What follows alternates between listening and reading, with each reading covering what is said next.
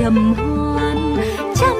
hò san lao, còn nhớ câu bách điệu quy sao trăm khe ngàn xuôi dồn vào một sông.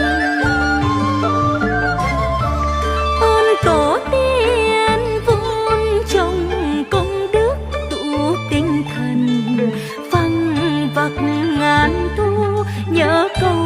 âm thủy nguyên tư, ngọt mà không